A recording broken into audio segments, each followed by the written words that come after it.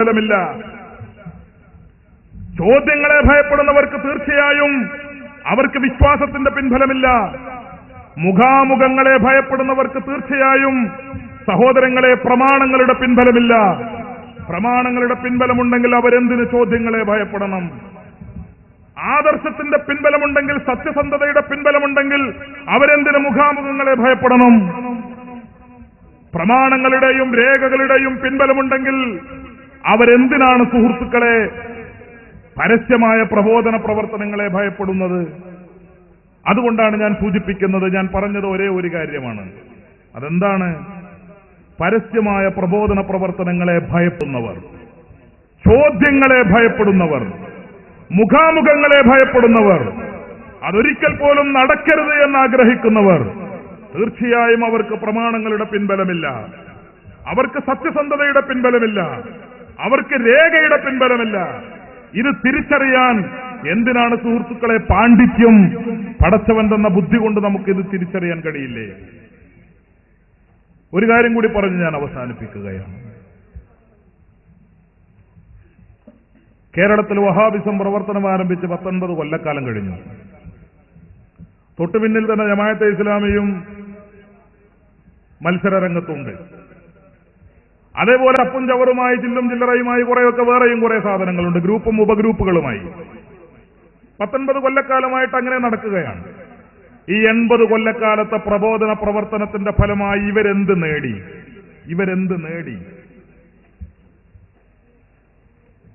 നമ്മുടെ ഈ ഓട്ടത്തിനിടയിൽ ഇടയ്ക്ക് ചില കാര്യങ്ങൾ ആലോചിക്കണമല്ലോ. ഇവരെന്ത് നേടി? കേരളത്തെ സംബന്ധിച്ചിടത്തോളം കേരളത്തിന്റെ പ്രബോധന രംഗം നമ്മൾ വിലയിരുത്തിയാൽ നമുക്ക് മനസ്സിലാക്കാൻ കഴിയുന്ന, കണ്ടെത്താൻ കഴിയുന്ന ഒരു കാര്യം, ഇവര് കുറെ ആളുകളെ നരകത്തിലേക്ക് റിക്രൂട്ട് ചെയ്തു എന്നുള്ളതാണ് ഇവരുടെ പ്രബോധന പ്രവർത്തനങ്ങളുടെ ഒരു നേട്ടം. യഥാർത്ഥത്തിൽ പ്രബോധനം നടത്തേണ്ടതും നടക്കേണ്ടതും ആളുകളെ സ്വർഗത്തിലെത്തിക്കാനാണ്. പക്ഷെ ഇവരുടെ പ്രചാരണ പ്രവർത്തനത്തിന്റെ ഫലമായി ഉണ്ടായിത്തീർന്ന ഒരു ദുരന്തം, നരകം നിറഞ്ഞു, സ്വർഗം ശൂന്യമായി എന്നതാണ്. തുടക്കം മുതലേ അങ്ങനെയാണ് കാര്യങ്ങളുടെ പോക്ക്. മതപ്രബോധന രംഗത്ത് തന്ത്രപരമായ നീക്കങ്ങൾ ആവിഷ്കരിക്കുവാനോ, ഏറ്റവും കുറഞ്ഞത് പ്രബോധിത ജനതയെ, സഹോദരങ്ങളെ ഒരു നയത്തോടെ സമീപിക്കാൻ പോലുമോ കേരളത്തിലെ വഹാബിസത്തിന് സാധിച്ചിട്ടില്ല. 1920കളിൽ രംഗത്ത് വന്നതിന് ശേഷം ആദ്യമായി പ്രചരിപ്പിച്ചത് എന്തായിരുന്നു? കേരളത്തിൽ നിലവിലുള്ള മുസ്ലിമീങ്ങളാരും മുസ്ലിമീങ്ങളല്ല എന്നായിരുന്നു. അല്ലേ? കേരളത്തിൽ നിലവിലുള്ള മുസ്ലിമീങ്ങളല്ല, അവർ കാഫിറുകളാണ് എന്ന് പറഞ്ഞു. ഉമർ മൗലവിയുടെയൊക്കെ ലേഖനങ്ങളും പുസ്തകങ്ങളും പ്രസിദ്ധീകരണങ്ങളും മറിച്ചു നോക്കിയാൽ ഓക്കാനം വരും അറിയാതെ. അത്രയും കൂടുതൽ ഈ സമുദായത്തെ കാഫിറാക്കി എഴുതി തള്ളിയ മറ്റൊരു വിഭാഗം വഹാബിസത്തെ പോലെ സുഹൃത്തുക്കളെ മറ്റൊരു ഈ പ്രസ്ഥാനത്തെ പോലും കാണുക സാധ്യമല്ല. അത്രയും കൂടുതൽ മുസ്ലിം സമുദായത്തെ കാഫിറുകളാക്കി എഴുതി തള്ളിക്കൊണ്ടാണ് കേരളത്തിൽ വഹാബിസം അതിന്റെ പ്രവർത്തനങ്ങൾ ആരംഭിച്ചത്. ഞാനത് വിശദീകരിക്കുന്നില്ല.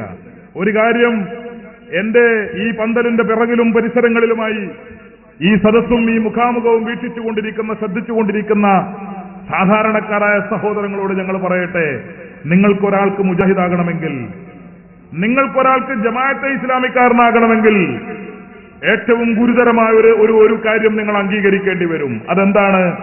എന്റെ സ്വന്തം ഉമ്മയും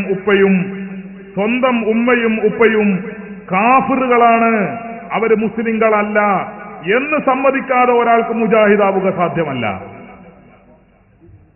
എനിക്കതിന് സാധ്യമാണ് എന്ന് പറയുന്ന മുജാഹിദ് ഉണ്ടെങ്കിൽ അവർക്കുള്ളതാണ് ആ കസേര, അവർക്ക് വരാം. എന്റെ ഉമ്മയെ തള്ളിപ്പറയാതെ, എന്റെ ഉപ്പയെ തള്ളിപ്പറയാതെ പോകട്ടെ. ഉമ്മയും ഉപ്പയും അല്ലെങ്കിൽ കുറഞ്ഞത് വലിയുപ്പയെയും വലിയുമ്മയെയും എങ്കിലും തള്ളിപ്പറയാതെ, വലിയുമ്മയും വലിയുപ്പയും അവര് കാഫിറുകളാണ് എന്ന് പറഞ്ഞ് എഴുതി തള്ളാതെ സുഹൃത്തുക്കളെ ഒരു വ്യക്തിക്ക് മുജാഹിദാവുക സാധ്യമല്ല,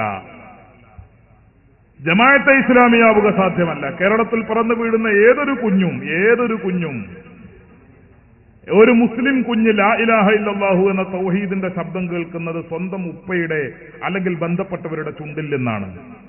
പ്രസവിക്കപ്പെട്ട ഉടനെ വലതു ചെവിയിൽ ബാങ്കും ഇടതു ചെവിയിൽ ഇഖാമത്തും കൊടുത്തുകൊണ്ട് ഒരു സുന്നത്ത് നിർവഹിക്കാറുണ്ട് നമ്മൾ. ആ സുന്നത്തിലൂടെ തൗഹീദിന്റെ ശബ്ദം കേൾപ്പിക്കുന്ന കുട്ടിയെ ആര്? ഒരു പക്ഷേ ഉപ്പ തന്നെ, അല്ലേ? ഉപ്പ കയ്യിൽ പിടിച്ചുകൊണ്ട് മകന്റെ അല്ലെങ്കിൽ മകളുടെ ചെവിയിൽ ബാങ്ക് കൊടുക്കുകയാണ്, ഇഖാമത്ത് കൊടുക്കുകയാണ്. അങ്ങനെ ലാ ഇലാഹ ഇല്ലല്ലാഹ് എന്ന ശബ്ദം ആദ്യമായി കേൾക്കുന്നു ഉപ്പയുടെ ചുണ്ടിൽ നിന്ന്. രണ്ടാമത് ഉമ്മ കുട്ടിയെ താരാട്ട് പാടി ഉറക്കുകയാണ്. വാവിട്ട് കരയുന്ന കുഞ്ഞിനെ ഉറക്കുന്നതിന് വേണ്ടി ഉമ്മ താരാട്ട് പാടുന്നു. എന്താ താരാട്ട്? ഇന്ന് കേൾക്കുന്ന താരാട്ടല്ല. ആ താരാട്ടും ലാ ഇലാഹ ഇല്ലല്ലാഹയാണ്, അല്ലേ? ഒരു പ്രത്യേക ഈണത്തിലും ശബ്ദത്തിലും ഉമ്മ താരാട്ട് പാടുന്നത് കേട്ട വലിയവർ പോലും ഉറങ്ങിപ്പോകും. അങ്ങനെ ലാ ഇലാഹ ഇല്ലല്ലാഹ് ചൊല്ലി കുട്ടിയെ ഉറക്കുകയാണ്. ആ ലാ ഇലാഹ ഇല്ലല്ലാഹ് ഉമ്മയുടെ ചുണ്ടിൽ നിന്ന് രണ്ടാമത് കുഞ്ഞ് കേൾക്കുന്നു. ഈ ലാ ഇലാഹ ഇല്ലല്ലാഹ് തന്റെ കുഞ്ഞു ചെവിയിൽ ആദ്യമായി കേൾപ്പിച്ച സ്വന്തം ഉപ്പയെയും ഉമ്മയെയും അവര് മുത്തുനബിയെ വിളിക്കുന്നവരാണ് എന്ന കാരണത്താൽ നാട്ടിൽ ഒരു മുജാഹിദ് ഉണ്ടാകുന്നത്, നമ്മുടെ നാട്ടിൽ ഒരു ജമാഅത്തെ ഇസ്ലാമിക്കാരനുണ്ടാകുന്നത്. തന്റെ ഇളം ചെവിയിൽ ലാ ഇലാഹ ഇല്ലല്ലാഹുവിന്റെ ശബ്ദം ആദ്യമായി കേൾപ്പിച്ച സ്വന്തം ഉമ്മ, ആ ഉമ്മ മുത്തുനബിയെ വിളിക്കുന്ന ഉമ്മ. ആരാടോ മുത്തുനബിയെ വിളിക്കാത്ത ഉമ്മമാര് കേരളത്തിലുള്ളത്? മുത്തുനബിയെ വിളിക്കാത്ത എത്ര ഉമ്മമാരുണ്ട് കേരളത്തിൽ? മുത്തുനബിയെ വിളിക്കാത്ത എത്ര ഉപ്പമാരുണ്ട് കേരളത്തിൽ? ഉണ്ടോ? ഇപ്പൊ മുജാഹിദ് വന്ന് കുറച്ചു കാലം, അതും വളരെ ഈ ന്യൂനപക്ഷത്തെ മാറ്റി നിർത്തിയാൽ അവശേഷിക്കുന്ന ബഹുഭൂരിപക്ഷം ജനങ്ങൾ, മഹാഭൂരിപക്ഷം ജനങ്ങൾ, ആ മഹാഭൂരിപക്ഷം ജനങ്ങളും മുത്തുനബിയെ വിളിക്കുന്നവരാണ്, അവർ ബദരീങ്ങളെ വിളിക്കുന്നവരാണ്. അങ്ങനെ വിളിച്ചതിന്റെ പേരിൽ, വിളിക്കുന്നതിന്റെ പേരിൽ തന്റെ ഇളം ചെവിയിൽ ലാ ഇലാഹ ഇല്ലല്ലാഹുവിന്റെ ശബ്ദം ആദ്യമായി കേൾപ്പിച്ച എന്റെ ഉമ്മയും ഉപ്പയും കാഫറുകളാണ് എന്ന് വിശ്വസിക്കാതെ പറയാതെ ആർക്കാണ് മുജാഹിദാകാൻ സാധിക്കുക? അങ്ങനെ ഉമ്മയെയും ഉപ്പയെയും തള്ളിപ്പറയുന്നതിലൂടെ മുജാഹിദ് ചെയ്യുന്നത് എന്താണ്? തലമുറകളെ തന്നെ തള്ളിപ്പറയുന്നു. നമ്മുടെ വേരുകളാണ് സുഹൃത്തുക്കളെ ഇവർ തള്ളിപ്പറയുന്നത്. ഈ സമുദായത്തിന്റെ വേരുകൾ, മുസ്ലിം സമുദായത്തിന്റെ വേരുകളാണ് കേരളത്തിലെ വഹാബിസം പിഴുതെറിയാൻ ശ്രമിക്കുന്നത്. നമുക്കറിയാമോ, 500 കൊല്ലം പഴക്കമുള്ള മക്ബറകളുണ്ട് നമ്മുടെ കേരളത്തിൽ, അല്ലേ? 600ഉം 700ഉം കൊല്ലം പഴക്കമുള്ള മക്ബറകളുണ്ട്, 1000 കൊല്ലം പഴക്കമുള്ള മക്ബറകളുണ്ട്, സ്വഹാബിമാർ മറവിട്ട് കിടക്കുന്ന മക്ബറകളുണ്ട്, അല്ലേ? ഈ സ്വഹാബിമാരും 1000 കൊല്ലം മുമ്പ് മരണപ്പെട്ടു പോയ താബിഈങ്ങളും താബിഈങ്ങളും അവരൊക്കെ മരണപ്പെട്ടു പോയ, അവരൊക്കെ കബറടക്കപ്പെട്ട മക്ബറകളുണ്ട് കേരളത്തിൽ. ആ മക്ബറകളിൽ മരിച്ചു കിടക്കുന്ന ഓരോ മുസ്ലിമും മുത്തുനബിയെ വിളിച്ചവരാണ്, യാ റസൂലല്ലാഹ് എന്ന് വിളിച്ചവരാണ്. അങ്ങനെ വിളിച്ചവർ കാഫിറുകളാണ് എന്ന് മുജാഹിദ് പറഞ്ഞാൽ മുജാഹിദ് തള്ളിപ്പറയുന്നത് നമ്മുടെ തലമുറകളെയാണ്. അസ്തിത്വം, നമ്മുടെ അടിവേര്, നമ്മുടെ അടിത്തറ തന്നെ മാന്തി എറിയാനാണ് മുജാഹിദ് ശ്രമിച്ചുകൊണ്ടിരിക്കുന്നത്. ഇത് തിരിച്ചറിയണ്ടേ ചെറുപ്പക്കാര്? ഇത് തിരിച്ചറിയണ്ടേ മുസ്ലിങ്ങൾ? ഇതൊരു കുനൂത്തിന്റെയും അല്ലെങ്കിൽ കൂട്ടുപ്രാർത്ഥനയുടെയും മാത്രം വിഷയമല്ല. ഇത് നമ്മുടെ അസ്തിത്വത്തിന്റെ വിഷയമാണ്, നമ്മുടെ അടിത്തറയുടെ വിഷയമാണ്, നമ്മുടെ വേരാണ് ഈ തുരപ്പന്മാർ മാന്തിക്കൊണ്ടിരിക്കുന്നത്. ഇത് തിരിച്ചറിയാൻ എന്റെ പ്രിയപ്പെട്ട സുഹൃത്തുക്കളെ, ചെറുപ്പക്കാരെ, നമുക്ക് സാധിക്കണം എന്ന കാര്യം മാത്രം ഞാൻ സൂചിപ്പിച്ചുകൊണ്ട് ഞാനിപ്പോ വിഷയത്തിലേക്ക് കടക്കുന്നില്ല. കാരണം നമുക്ക് അനുവദിച്ച സമയം വളരെ പരിമിതമാണ്. ചോദ്യങ്ങളുണ്ടാകുമെന്ന പ്രതീക്ഷയോടെ നമ്മൾ ഇത് അവസാനിപ്പിക്കുകയാണ്. ചോദ്യങ്ങൾ വരുമ്പോൾ ഇൻഷാ അല്ലാഹ് അതിനനുസരിച്ചുള്ള മറുപടിയും വിശദീകരണങ്ങളും നമുക്കാകാം. ഒരു നീണ്ട വിഷയാവതരണത്തേക്കാൾ നല്ലത് ചോദ്യങ്ങൾക്ക് ഉത്തരം പറഞ്ഞുകൊണ്ട് കാര്യങ്ങൾ വിശദീകരിക്കുന്നതായിരിക്കും എന്ന് മനസ്സിലാക്കി കേരളത്തിലെ മുജാഹിദ് വിഭാഗത്തോട്, അതുപോലെ അതിന്റെ പ്രബോധകന്മാരോട്, അതിന്റെ പ്രസംഗകരോട് ഞങ്ങൾക്ക് വളരെ വിനയത്തോട് ഒരു കാര്യം പറയാനുണ്ട്. നിങ്ങളൊരു തീരുമാനം എടുക്കണം. അതെന്താ? നിങ്ങൾ നുണ പറയില്ല എന്ന്. നുണ പറയില്ല എന്നൊരു തീരുമാനം നിങ്ങൾ എടുത്താൽ ഞങ്ങളെ വിജയം ഉറപ്പായി.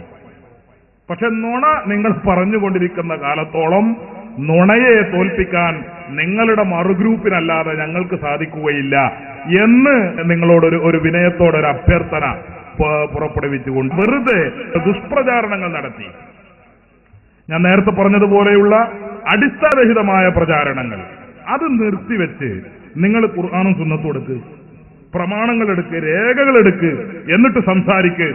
അങ്ങനെ സംസാരിക്കുന്നതാണ് സത്യസന്ധത എന്ന കാര്യം ഓർമ്മപ്പെടുത്തിക്കൊണ്ട് അല്ലാഹു സത്യം സത്യമായി മനസ്സിലാക്കിയത് പിൻപറ്റാനും ബാത്തിലായി മനസ്സിലാക്കിയത് തള്ളിക്കളയാനും നമുക്കൊക്കെ തൗഫീഖ് നൽകുമാറാകട്ടെ. ആമീൻ എന്ന് ദുആ ചെയ്യുന്നു. ഇനി